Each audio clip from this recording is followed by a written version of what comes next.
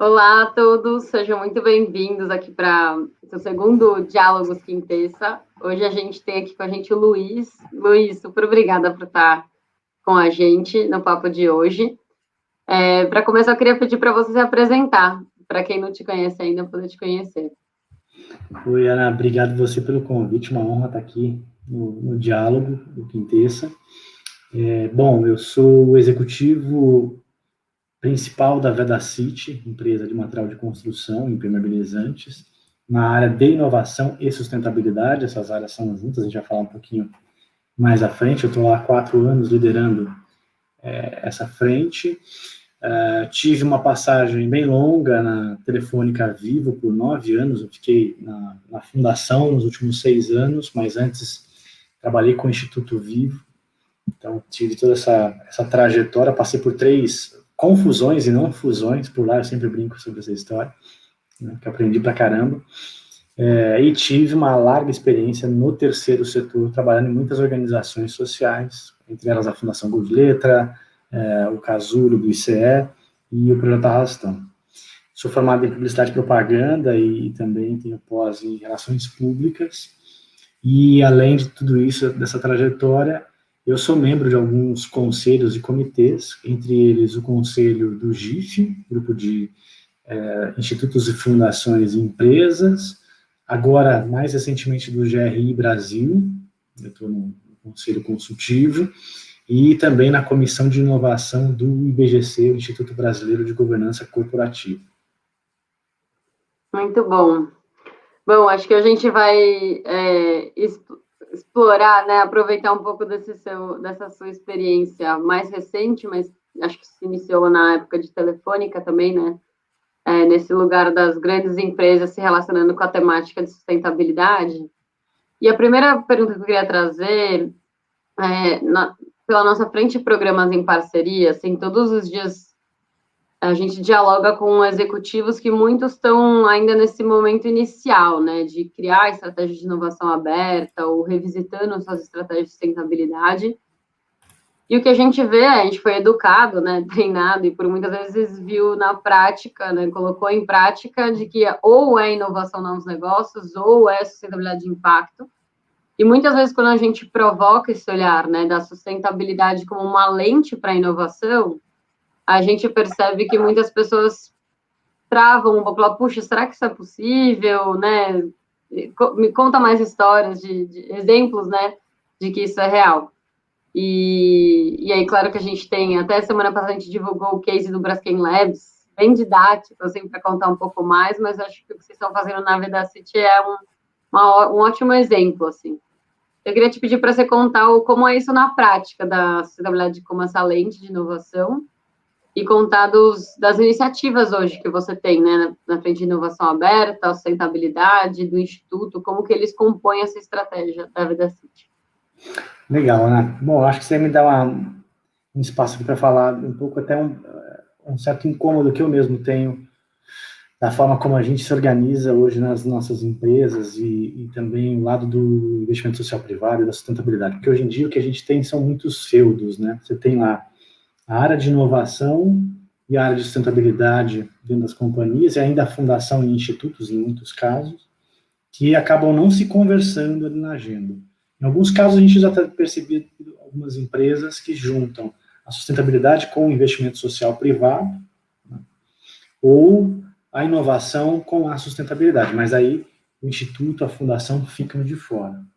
Na verdade, a gente conseguiu juntar as 3 áreas numa única diretoria, especialmente, Ana, porque a gente acredita muito que a sustentabilidade ela é um driver para a gente inovar. Né? Recentemente eu ouvi a Sônia Favaretto falando, né? Você tem as empresas que trabalham com sustentabilidade por amor ou pela dor, e agora ela incluiu mais uma terceira que é por inteligência. E a gente acredita que o caminho é por inteligência mesmo, trabalhar com sustentabilidade e com inovação. Eu gosto sempre de usar muito alguns dados que a gente tem visto dentro da indústria da construção civil. Eu vou trazer aqui 2 dados que me tiram muito o sono. Hoje, é um dado da Fundação Ellen MacArthur, 54% dos resíduos gerados no planeta são gerados pela indústria da construção civil. Né? Então, enquanto a gente está endemonizando muitas vezes o canudo plástico, você tem aí uma quantidade enorme de resíduos sendo despejados por aí, especialmente esse resíduo vindo de demolição ou de mau planejamento, mau dimensionamento no uso de materiais dentro das obras. E o outro dado, que também me tira muito sono, que é da tese de impacto, hoje são 11 milhões de moradias inadequadas no Brasil. Quando a gente olha para esse número, e aí pensando aqui em educação, por exemplo, que muitos dos institutos e fundações acabam investindo, muitas das empresas investem nessa bandeira da educação, e em geral a educação mais tradicional, eu digo que a gente está enxugando o gelo enquanto a gente não tiver uma visão sistêmica da educação. Que a gente investe geralmente em capacitação dos professores, melhoria das condições salariais dos professores, investe-se na melhoria da infraestrutura das escolas, em programas de complementação escolar. Mas quando a gente vai olhar uma criança dentro da sua casa, ela geralmente, né, no meio dessas 11 milhões de casas inadequadas, não deve ter um quarto adequado para poder sentar e estudar adequadamente em contraturno escolar. Ela não vai conseguir fazer os deveres de casa ou estudar para uma prova, porque ela mal tem um quarto, um local correto para estudar.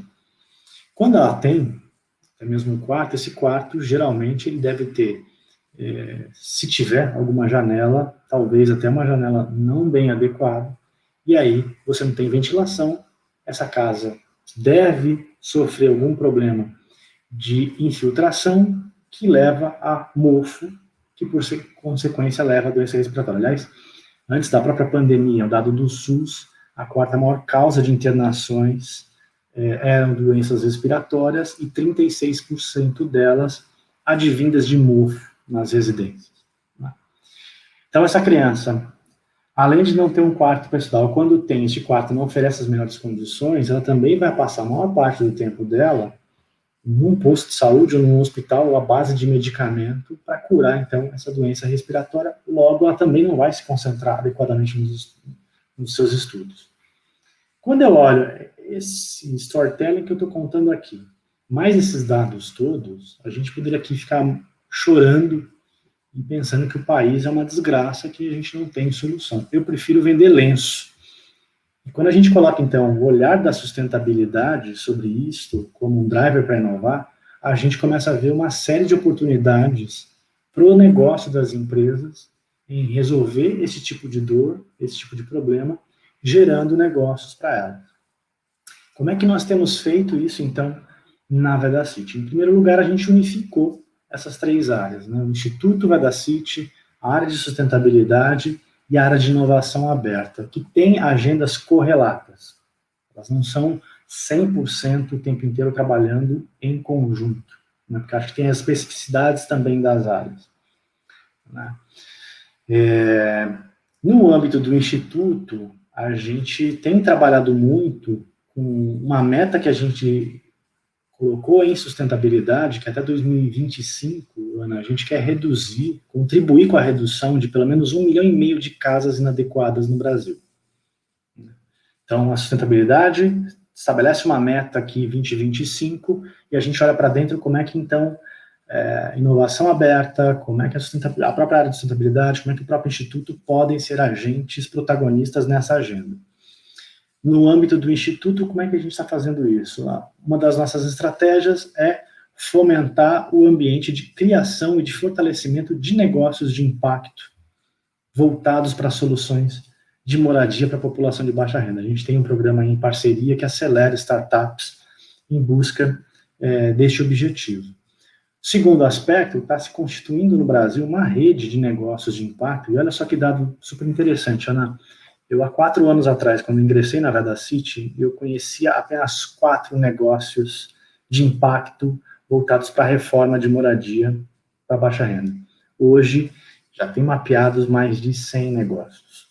Então, olha, em 4 anos, esse mercado, quanto que ele já cresceu da reforma, com negócios sendo estruturados. E aí, está se constituindo uma rede, a gente tem investido para apoiar a constituição dessa rede, porque ao invés dos negócios seguirem a lógica dos modelos de negócio tradicionais, vamos abrir franquia para todos os lados, por que a gente não, então, se fortalece e trabalha em rede com vários negócios, com vários empreendedores pelo país que têm tido a mesma ideia? O terceiro aspecto é que a gente construiu dentro da Vedacity uma política de preço social, em conjunto com a área comercial, para levar, então, acesso para esses negócios todos conseguirem adquirir os nossos produtos com uma margem mais adequada para eles, para que possa também alavancar o fluxo de caixa destes negócios e, por consequência, se leva produto de qualidade para a população de baixa renda. E, por último, a gente tem olhado para o voluntariado, olhando para a reforma das casas dos nossos colaboradores, em que a gente contrata os negócios sociais, ou até mesmo ONGs, que operam reformas, para então a gente olhar também para o âmbito dos nossos colaboradores, visto que muita gente sempre olha para fora, e aí sustentabilidade puxa lá, é voz da consciência para nós, olha para dentro também, precisamos investir. Isso é o âmbito do Instituto. Mas o que isso tem a ver com inovação aberta? Bom, primeiro que a gente está fazendo um programa de aceleração, isso tem tudo a ver com inovação aberta. Né? Segundo aspecto, no programa de inovação aberta que nós temos principal, que é o Vedacity Labs, nós criamos esse programa em 2018, a gente espera que deste programa que o Instituto apoia, a gente tem um novo step para essas startups depois serem aceleradas dentro do meu programa corporativo. Então, elas podem se inscrever e, eventualmente, entrando para o programa, a gente os ajuda sob uma outra dimensão de aceleração para estes negócios. No Labs, a gente já acelerou 10 startups, a gente faz ciclos de 4 meses com 5 startups. Este ano a gente vai crescer, a gente vai avançar, devemos acelerar 10 startups em 2 ciclos que a gente deve fazer. A gente começou o programa em parceria com uma aceleradora, a gente oferecia espaço num coworking aqui em São Paulo, além de um investimento pré-seed que a gente colocava em troca de um percentual de participação nas startups. Esse percentual muito mais para a gente entender o que a gente podia ter de fit com esses negócios, para, no futuro, a gente poder fazer novos investimentos, aumentar a participação e até injetar mais capital nesses negócios. E, obviamente, a gente também proteger todo o investimento nosso, não permitindo com que eles simplesmente entreguem as soluções para empresas concorrentes às nossas. Né? E a gente sempre olhou dentro do Labs, Ana, soluções voltadas para a sustentabilidade. Então, um dos primeiros casos que nós tivemos no primeiro ciclo foi uma startup que tinha uma solução de gestão de resíduos em canteiros de obras. Essa startup já não faz mais parte do portfólio, a gente deu saída dela já recentemente, mas a gente olhou para isso. Outras soluções com tecnologia, a gente vai percebendo também que elas, de alguma maneira, estão interligadas à sustentabilidade.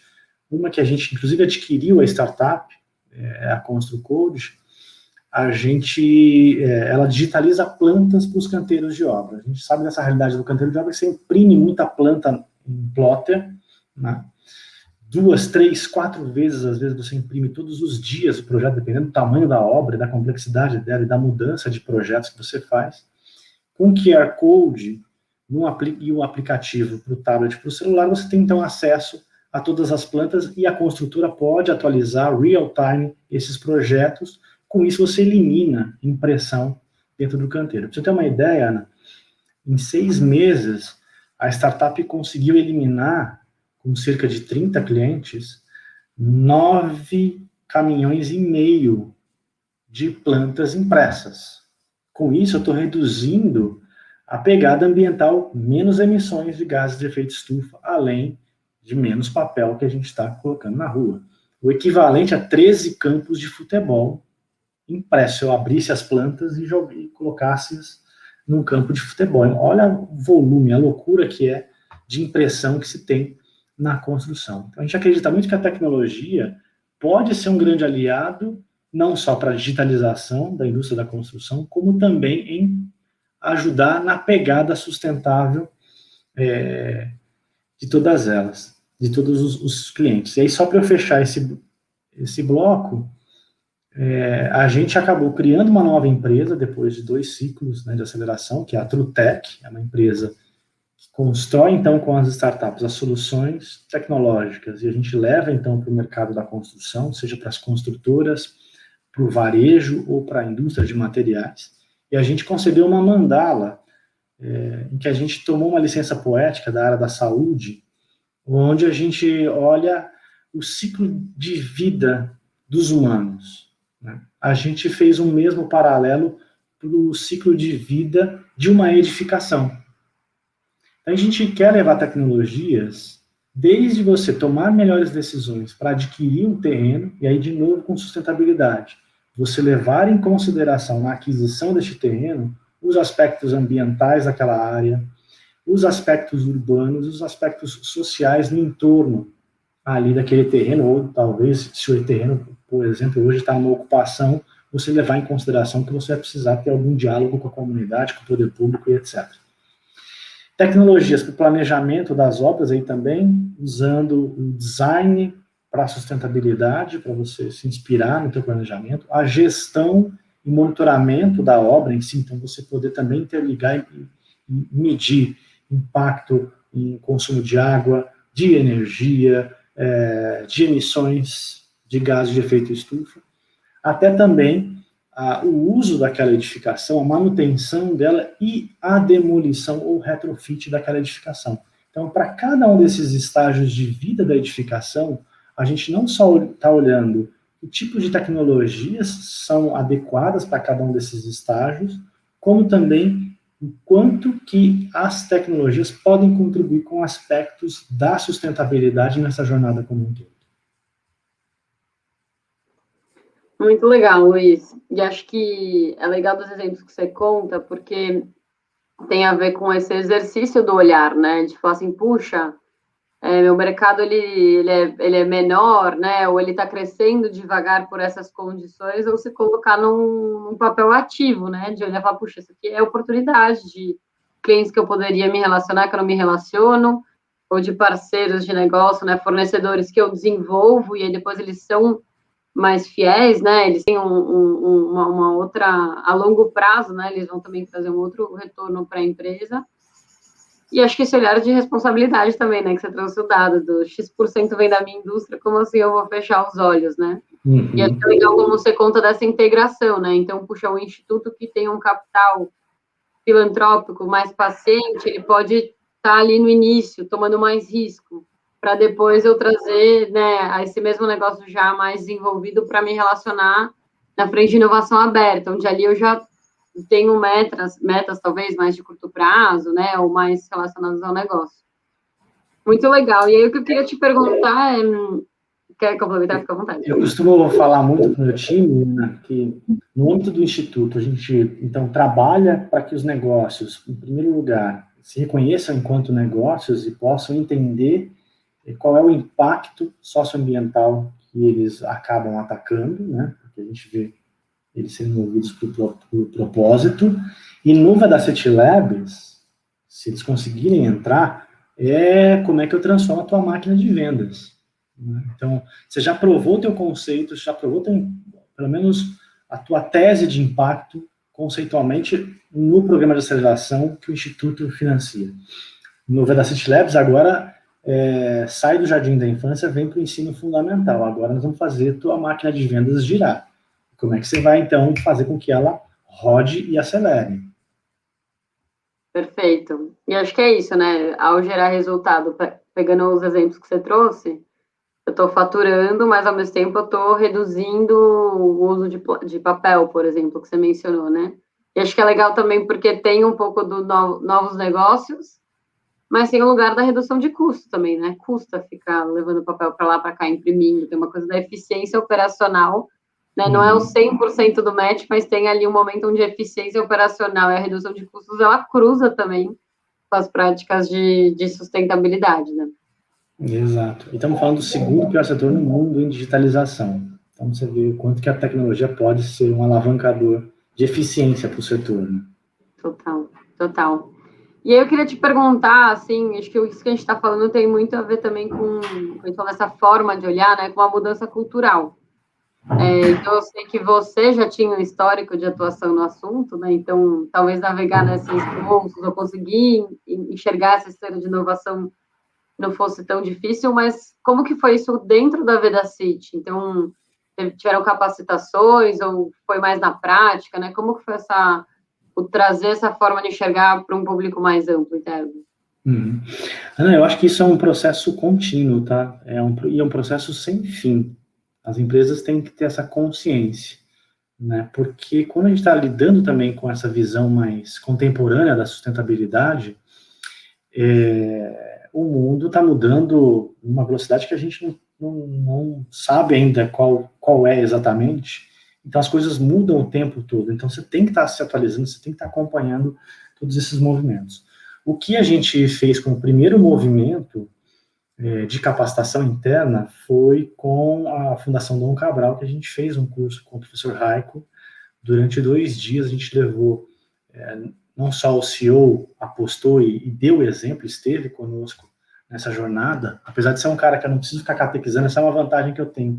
A liderança, eu não preciso ficar catequizando muito sobre a agenda, o que ajuda muito, a gente dá muita agilidade. Eu não tenho discussões conceituais com ele.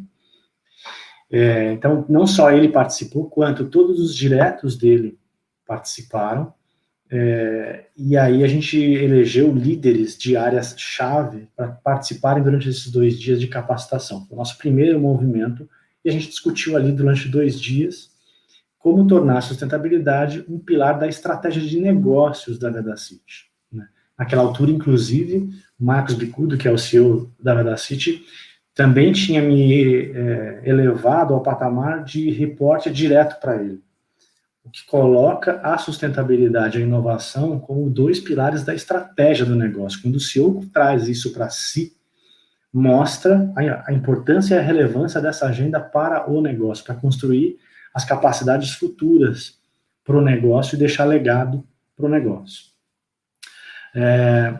E aí, na sequência, a gente foi fazendo uma série de iniciativas contínuas de capacitação em muitas séries de esportes, tá?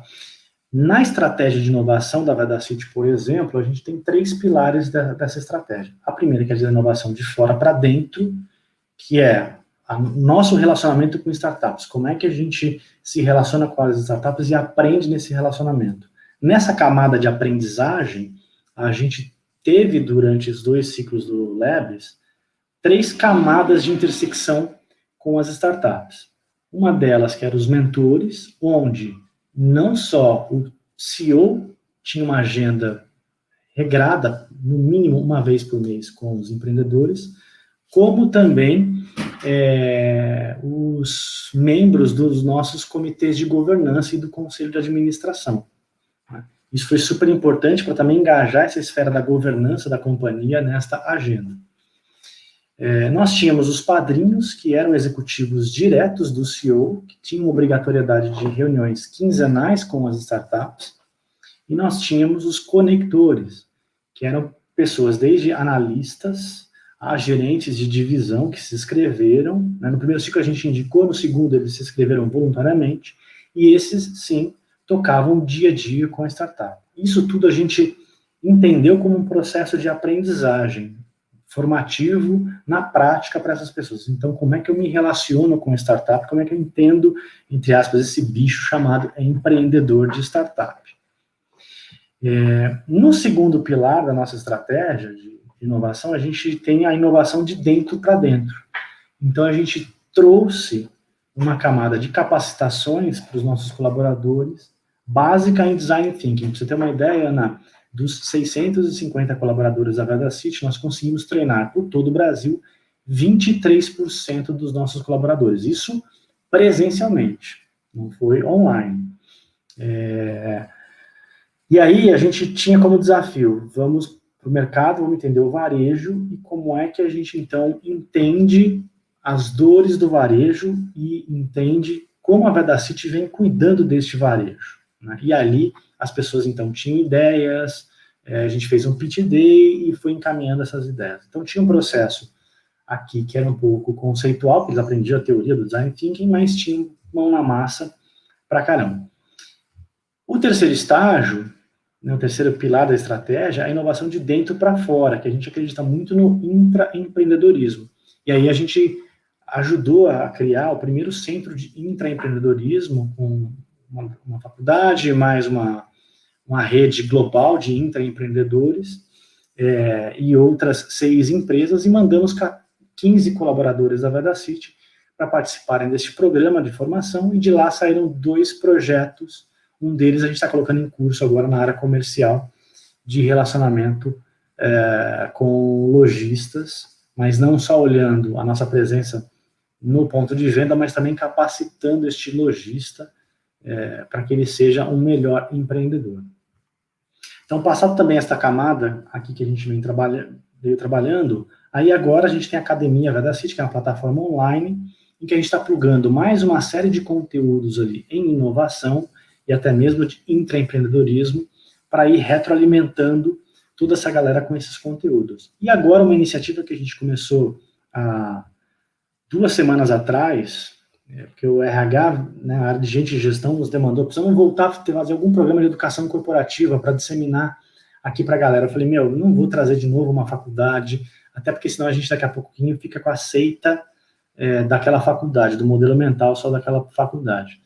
Vamos pensar num programa mais robusto, e uma das inspirações, inclusive, Ana, foi o curso que o IBGC promoveu recentemente de ESG, e a gente está começando a convidar uma série de pessoas do mercado para fazermos webinars para a nossa população interna. A gente fez alguns dias atrás com o CFO de uma empresa B, inclusive, e na próxima sexta-feira agora, a gente tem com um especialista de marca para falar um pouco sobre a importância de marcas que se posicionam no campo da sustentabilidade e como é que é o comportamento deste novo consumidor do século XXI e o que ele está atento.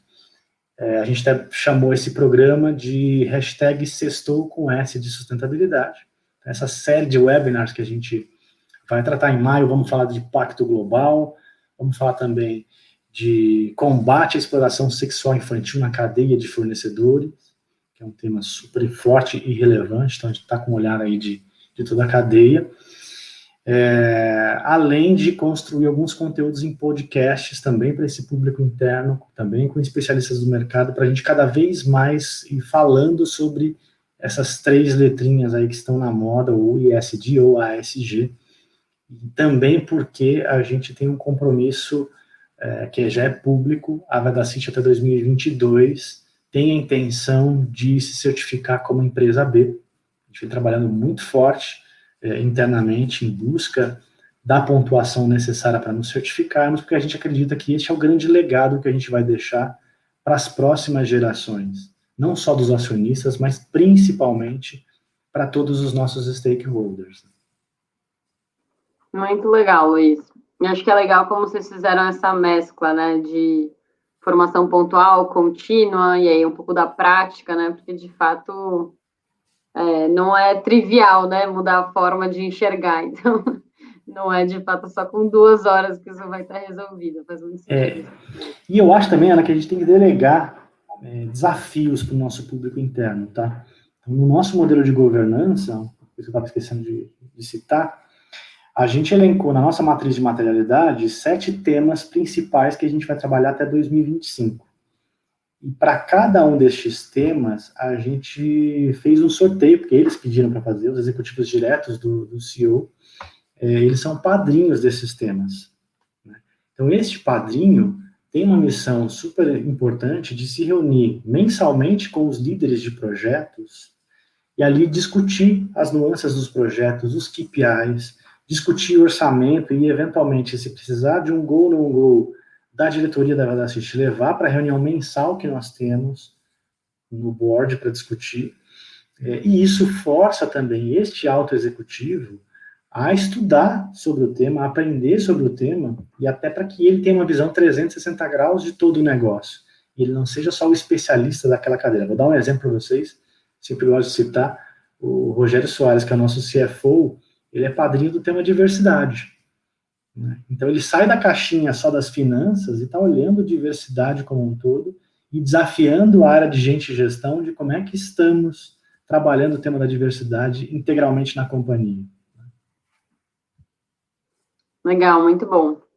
Muito bom. E aí, queria pegar esse gancho até, né, esse contexto de mobilizar executivos, executivas em temáticas que não necessariamente estão já no dia a dia deles, né? Então, normalmente o que a gente ouve é, puxa, eu já tô estourando aqui minhas 8 horas diárias, né? Já tô com muita coisa. Como assim, né? Vale ou não a pena entrar nisso? Porque eu entro ou não? E muitas vezes isso entra na mesa, eu falo, puxa, mas que resultado isso vai me trazer e quando? É um resultado de curto, longo prazo? Que tipo de, né? Qual que é o tamanho de benefício que eu posso ter disso? Eu queria que você contasse um pouco nesse sentido, assim, como foi na hora de vocês montarem a estratégia, assim, que tipo de resultado vocês prometeram, se foi vinculado a uma porcentagem de receita futura ou não. Acho que é legal de ter essa dica, talvez, para quem está nesse momento. Legal, Ana. A gente tem uma série de compromissos, sim, firmados, a gente tem uma série de metas 2025, como eu falei, interligadas a esses 7 temas materiais que a gente se comprometeu até 2025. Entre eles, vou citar aqui alguns: 25% das nossas embalagens, por exemplo, serem advindas de tecnologias verdes. O que eu estou chamando de tecnologia verde? A gente deixar de usar plástico baseado em resina virgem, né, que é resina à base de petróleo. Como é que a gente trabalha com resina vinda de processos de reciclagem e etc. Assim como também embalagens biodegradáveis, que você possa, de repente, jogar ela no cimento e na areia e ela ali se dissolver e misturar quimicamente com esses 2 componentes. Outra meta, como já falei aqui, de habitações que a gente quer, reduzir a nossa pegada de emissões em 37% nos 3 escopos até 2025 em relação ao ano de 2018. É uma meta bem desafiadora que a gente tem hoje. Na inovação aberta, um dos compromissos que a gente assumiu com o próprio Conselho de Administração, Ana, é de que até 2023, portanto daqui a 2 anos já, 5% do EBITDA da companhia já venha de receitas trazidas pelas startups. Aqui vem um dos programas, e a gente já tem alguns sinais de que a gente pode até bater essa meta em virtude da criação aí da Trutech, que é então a empresa que vende as soluções que a gente constrói com as startups. Outro aspecto importante, a gente vem usando a ferramenta do Sistema B para medir a nossa performance socioambiental já desde o final de 2018. Mas no ano passado foi a primeira vez que nós incorporamos no contrato de gestão de todos os executivos diretos do CEO um indicador ligado à nossa performance na jornada do Sistema B. Este ano, para você ter uma ideia, no contrato de gestão, 25% do nosso contrato, do peso do contrato, está interligado a essa meta de pontuação que a gente vai atingir para o Sistema B. Então, ou seja, se a gente não atingir os números de performance socioambiental, a gente deixa de pagar uma boa parte do bônus em virtude deste indicador. E isso, todos os meus colegas C-Levels desmembraram para os seus times. Então, todas as áreas que têm uma interligação maior com a agenda da sustentabilidade têm metas, sim, para a gente atacar ao longo deste ano de 2021, que contribuem, então, para essa meta maior. E aí, obviamente, para os próximos anos, a gente mantém indicadores de impacto socioambiental em todos os contratos de gestão, até para que a gente garanta depois a manutenção do nosso compromisso junto ao Sistema B, e ali isso também é a nossa performance. Uma coisa muito curiosa que já está acontecendo, Ana, eu já tenho visto o comportamento de muitas áreas, de muitos dos meus colegas, mudar bastante quando eles colocam, então, a sustentabilidade como um novo olhar para olhar a eficiência operacional e melhoria dos nossos níveis de serviço. Então, vou dar aqui o exemplo da nossa área de logística, que já vem incansavelmente estudando e pilotando projetos, como, por exemplo, o uso de carro com energia solar para pequenas entregas aqui na Grande São Paulo, já no próximo BID, com as transportadoras, a inclusão de carros que utilizem, né, de caminhões que utilizem energia solar, assim como também energia a gás, e uma frota mais nova, que tem, então, menos emissões diante desse contexto. Agora, é claro, isso tudo leva tempo para a gente ir construindo a cultura dentro da organização. Talvez, se eu tenho uma dica para dar para meus colegas aqui que estão nos acompanhando, Ana, os profissionais de inovação e de sustentabilidade precisam, óbvio, que estar mais conectados ao dia a dia do negócio, mas tem que ser bons estrategistas, mais do que estrategistas, bons leitores da cultura corporativa. Eu sempre gosto daquela frase que atribuem ao Peter Drucker, mas até hoje não achei referência sobre ele ter escrito isso, que é a cultura come a estratégia no café da manhã. Então, por mais que você desenhe uma linda estratégia ESG, por mais que você desenhe uma linda estratégia de inovação aberta, se você não fizer uma boa leitura da cultura, entender que rituais e que símbolos você vai criar em cima dessa cultura para engajar as pessoas, você não vai conseguir implementar nenhuma agenda, né, para inovação e para sustentabilidade de maneira alguma. Então, isso é o que a gente mais tem gastado a nossa energia, porque daí a gente sabe que uma vez entrou na cultura, está muito bem estabelecido na estratégia, que a gente tem um Balance Scorecard, por exemplo, que a gente construiu para este ano, que não só leva em consideração o triple bottom line, mas também numa série de outras áreas, a gente também colocou indicadores, por exemplo, tá? Em termos de fornecedores, a gente quer entrar para um programa chamado Together for Sustainability, que é uma certificação mundial, muito usada para a indústria química. A gente está ali em 47, 48 pontos, a gente precisa chegar a 60 pontos para a gente se certificar. Vamos buscar ainda este ano esta certificação, porque daí a gente sabe que a gente tem um bom controle na nossa cadeia de fornecimento, que aí também, por consequência, rebate para as nossas metas junto ao Sistema B. E aí a gente vai vendo esse movimento ano contra ano, como é que as pessoas estão se empolgando. Mas uma coisa que eu achei fundamental para a gente construir tudo isso, que deu um boom para nós desde o ano passado, foi o fato da gente co-criar com todas as lideranças da empresa o propósito da Vedacity, que fala de transformar a vida de milhões de brasileiros por meio da sua habitação, fazendo da sua casa a nossa causa. E isso está sendo muito legal, porque a gente tem visto as pessoas cada vez mais se engajando, entendendo que sustentabilidade não é atribuição de uma área, e sim de toda a companhia. Tem que estar no checklist de decisões diárias. Então, o preço social que eu citei agora há pouco, para você ter uma ideia, a gente co-criou com a área comercial, e foi legal quando a gente foi levar para tomada de decisão na executiva. Não era eu que estava apresentando, e tampouco a Ju, que é a analista que lidera o Instituto, mas sim a consultora de pricing, junto do diretor comercial, que estavam defendendo este projeto para dentro da companhia, né? E a gente estabeleceu até ali algumas metas de número de casas que a gente quer atingir com o preço social, de negócios que a gente quer atingir em todos esses anos, e mostramos, inclusive, a rentabilidade para a empresa, mesmo a gente deixando de ter margem, abrindo mão de margem, ainda a rentabilidade que o preço social pode trazer para a companhia. Muito legal isso. Acho que um dilema, talvez, assim, que eu ouço muito também é um pouco do por onde começar, assim, né? Seja naquele momento, né, que a primeira pessoa não enxerga o potencial ou a necessidade de mudança, mas aí é o momento que ela enxerga também e fala, puxa, peraí que agora tem muita coisa para eu fazer aqui dentro, né? Isso muitas vezes também trava. Então, eu queria que você comentasse um pouco você foi mencionando diversas iniciativas, né? Uhum. Contar um pouco né, foram todas concebidas num único momento, elas foram evoluindo aos poucos, como foi também o processo de atribuição de budget para cada uma dessas iniciativas, né?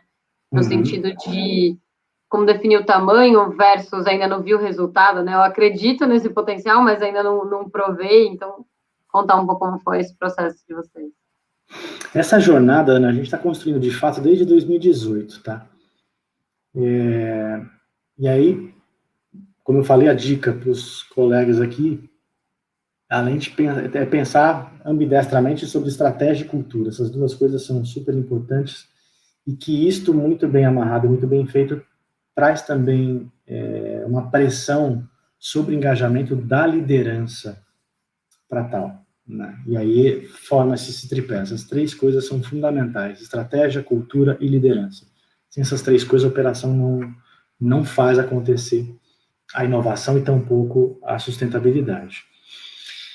Então, acho que a gente fez um processo muito participativo e muito bem elaborado já desde 2018, com a construção da nossa matriz de materialidade, essa definição de foco estratégico dos 7 temas principais que a gente elegeu, e numa visão de longo prazo, até 2025, o modelo de gestão da sustentabilidade interna, quando a gente criou os grupos de trabalho temáticos com os padrinhos executivos, e tudo isso. A gente costuma brincar muito, eu gosto muito do que o Heiko sempre provoca, né? A área de sustentabilidade, orçamentinho. As áreas de negócio, orçamentão. Então, onde tem que ficar alocado o orçamento da sustentabilidade? É nas áreas que tem orçamentão, e não na área de sustentabilidade que tem orçamentinho. Né? Então, eu tenho meu orçamento, obviamente, tenho a dotação orçamentária. Claro que a inovação está muito mais atrelado a retorno de investimento ali muito pautado em vendas, em trazer receita. Sustentabilidade, instituto, até pela natureza do instituto, que é uma instituição filantrópica, não pode trazer lucro para a companhia. Né? Então, a gente está trabalhando muito mais no âmbito de favorecimento de um stakeholder importante, que é a comunidade. Né? E sustentabilidade também trabalha com reputação, com marca e com inovação. Acho que tem uma coisa importante, Ana, que eu talvez eu não citei no começo. Quando a gente está falando de juntar inovação com sustentabilidade, essa visão contemporânea, essa possibilidade de você olhar essa série de oportunidades, que esses aspectos, esses problemas sociais e ambientais que a gente está vivendo, como grandes alavancas. Porque hoje, a grande maioria das empresas estão trabalhando na licença social para operar, que, vamos combinar, é obrigação acessória das empresas. A agenda do ESG, o que eu mais estou acompanhando das discussões todas, é uma agenda pautada em gestão de riscos, especialmente por conta do mercado financeiro, né? Ou greenwashing. Né? Vamos todo mundo fazer porque por conveniência, né? Todo mundo tem que fazer. Só que também é uma visão míope, que você está olhando só para dentro do seu negócio, lá na grande parte, né, dos teus controles de risco. Né? Quando você traz essa outra camada para o framework, é muito mais poderoso e muito mais potente para as empresas, para os negócios. Então, a gente tem tido alocações de investimentos, né, nos diferentes âmbitos. Vou te dar um exemplo aqui. Claro, a área de sustentabilidade e inovação, ela tem que se posicionar um pouco como think tank para o negócio, na minha opinião. Né? E despertar a consciência da empresa para algumas agendas que são mais contemporâneas. Então, a gente está estudando hoje economia circular, né? Tem um sobre logística reversa, inclusive, das nossas embalagens. Onde é que está a dotação orçamentária disso? Está alocado dentro da minha área, né? Para a gente fazer projetos pilotos, para a gente buscar, então, soluções, tanto para os pontos de coleta, quanto depois a gente trabalhar a circularidade. Agora, quem é que é dono da circularidade? Não sou eu, a área de sustentabilidade. É a área de P&D, onde a gente contratou um especialista de embalagens. Ele tem que pensar fim a fim a embalagem, né? Não só no uso e reuso de materiais, na durabilidade dessa. A gente tem a sorte que a nossa embalagem é até folclórica, as pessoas reutilizam muito os nossos baldes, eu já tenho N casos dessa reutilização, né? Mas a gente sabe que o volume de embalagem que a gente coloca na rua, nem todas elas são reutilizáveis. Então, essa pessoa tem que pensar nisso, né? Então, como dar a possibilidade de reutilização dessas embalagens e depois interligar com a cadeia toda da economia circular, como é que a embalagem que sai da Vedacity, ela retorna, seja em qualquer tipo de outra matéria-prima que ela vai retornar para o nosso próprio processo, com as nuances guardadas aí, porque nós somos uma indústria química, nós temos que tomar cuidado, porque ela não pode voltar para outras cadeias de consumo humano. Então, este é um exemplo, tá? Então, hoje, eu estou pilotando a experiência, mas que quem tem que olhar como um todo é a área de P&D, e que no futuro, quando a gente vai fazer rollout da iniciativa dos pontos de coleta, eu acredito firmemente que ela não tem mais que ficar alocada dentro da sustentabilidade, e sim, alguma área do negócio tende a assumir. Diversidade, por exemplo, um outro belo caso, o orçamento não está alocado dentro da área de sustentabilidade, está na área de gente e gestão, porque é ela que é responsável pela contratação das pessoas, ela que é responsável por ser embaixadora do tema de cultura da organização.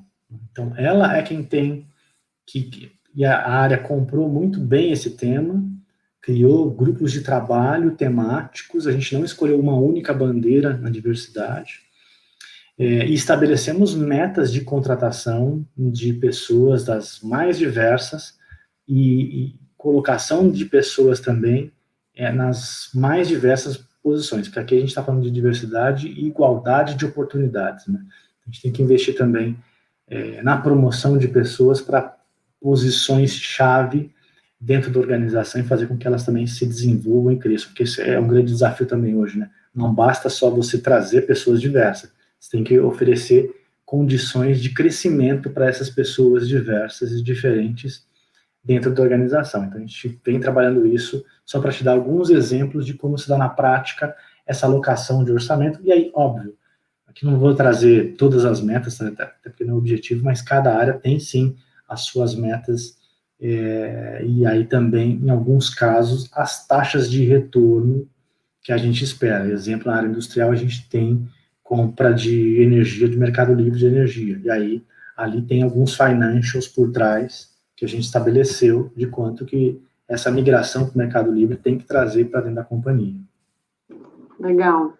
Legal, eu sou muito alinhada nessa visão de que, para mim, faz muito sentido, né, a área de sustentabilidade e inovação aberta como essa espécie de, essa porta de entrada, né, seja educando, mostrando o potencial internamente, ajudando a organizar a demanda, né, fazendo essa esteira de pipeline das startups poderem se integrar, né, e se relacionar com as áreas, mas intimamente conectada, porque no fundo, e às vezes, muitas vezes é a área que está enxergando antes, que vai tomar o risco, então fala, olha, vou fazer aqui uma primeira iniciativa para tangibilizar, né, do que eu estou enxergando, mas para mim faz muito sentido com o tempo isso ir migrando para as áreas, porque é o que depois vai dar perenidade, né? Uhum. E muito alinhado também na visão que você trouxe, assim, acho que a gente está vendo uma reação do mercado, muitas vezes a pauta vindo por demanda de relacionamento com investidores, né, do report, ou até da área de marketing e tal, e aí muitas vezes a gente vê ações que, elas vão ter pouco potencial a longo prazo, né, acho que quanto mais olhar para o cerne mesmo, né, e ser uma outra forma de fazer negócios, e não só questões ali que tangenciam, né, o que é o negócio sem o core ali mudar, faz muito mais sentido para mim olhar para isso. Então, acho que isso é legal, a indústria, como você contou dos dados, né, a indústria de construção é das que a gente menos vê falar de inovação, mas, assim, quando você traz os exemplos, vem até o outro lado e fala, puxa, né, uma super cadeia, tem vários atores, tem vários stakeholders, tem um super potencial de trabalhar dentro disso, né? Então, acho que até as menos óbvias também, quando a gente olha, né, com profundidade, tem um super potencial. Exato. Eu acredito muito que a área de sustentabilidade ela tem que ter dia e hora para morrer dentro das corporações. Ela tem que ser outra coisa. Ela vai ser uma área de think tank, não ser a área responsável pela gestão da sustentabilidade. Isso tem que estar intrínseco ao negócio, né? Então, quando você trabalha já com essa mentalidade, te ajuda muito a avançar com muitos temas que você precisa avançar internamente. E outro aspecto que eu também acho fundamental e eu faço sempre uma autocrítica, porque eu me coloco nisso também, como profissional de sustentabilidade, de inovação. Eu acho que nós, em muitos momentos, ficamos e estamos afastados da linguagem dos negócios. E eu acho que a gente tem que ter se a gente está falando aqui de competência do século XXI, a gente tem que ser o Google Translator para os negócios, né? E a gente tem que traduzir para o mundo dos negócios, na linguagem do business, o que é essa linguagem, esses códigos da área social e ambiental. Assim como nós também temos que traduzir a linguagem dos negócios para a área social e ambiental, que não é uma linguagem só pautada pelos relatórios de sustentabilidade que contam o número de cabecinhas atendidas, né? A gente tem que mostrar essas nuances dos negócios, o potencial que as empresas têm em ajudar a escalar as soluções e trazer esse tipo de linguagem para dentro dos negócios, e aí dos negócios sociais e ambientais, e vice-versa, né? Então, muitas das vezes, falta para nós esta habilidade, e essa habilidade a gente também conquista ela estando mais próximo do centro nervoso do negócio. Então, quando o Marcos me coloca na cadeira do board executivo, me dá essa possibilidade de entender cada vez mais as nuances de todas as áreas do negócio, de estar mais próximo das dores delas, e aí pensar, puxa, aqui em logística a gente está com uma dor tremenda, sobre como é que a gente faz melhores rotas para entregar os nossos produtos. Espera aí, deixa eu caçar uma startup aqui, um negócio de impacto, que de repente tem uma tecnologia que auxilie a ter uma rota mais inteligente e, ao mesmo tempo, consiga mensurar quanto que a gente está reduzindo de emissões de gases de efeito estufa. Puxa, que legal. Então, deixa eu apresentar isso aqui para o VP da área, que é um parceiro meu, e a gente construir essa aliança, né? Então, isso é fundamental para que a gente consiga fazer com que esses dois mundos se conversem e sejam um único mundo. Perfeito, acho que é essa transição, né? Como a gente sai do O e vai para o E, e acho que ela se dá muito na prática, então, até por isso que eu gosto muito dos exemplos do que vocês estão fazendo, porque como é uma área que está respondendo para um grupo que talvez nunca ouviu a palavra EBITDA, e para um outro grupo que está na mesma reunião que nunca ouviu falar de teoria de mudança, né? E cada um sabe uma parte, mas só integrando que você consegue enxergar ali o ganha-ganha das coisas juntas. Uhum. Muito bom, Luiz. Super obrigada pela conversa. Obrigada por compartilhar a experiência e toda essa trajetória de vocês e a sua, pessoal, também com o assunto. Queria te agradecer pelo espaço e deixar aberto também, caso você queira fazer algum comentário final. Mas muito, muito bom e acho que foi um ótimo conteúdo que você trouxe para a gente. Ana, obrigado pelo convite mais uma vez. Espero que a galera que acompanhe depois aqui deixe uns comentários sobre esse diálogo. Estou super aberto. Vamos em frente. Acho que a gente tem que somar forças, né? Estou até feliz que agora a gente conseguiu. A gente estava falando disso agora há pouco no Armap, né? A gente vai trabalhar até junto com o Quintessa também para nos ajudar nesse desafio de encontrar bons negócios para ajudar-nos a resolver esses dilemas. Então, estou aqui super à disposição para outros bate-papos que a gente queira fazer aqui, não só com o Quintessa, mas com outros atores de todo o ecossistema de negócios de impacto ou não impacto, né? Não se julga impacto, mas mostrar que tem impacto no fim do dia. Muito bom. Obrigado, Luiz, e obrigado a todos também que assistiram essa conversa.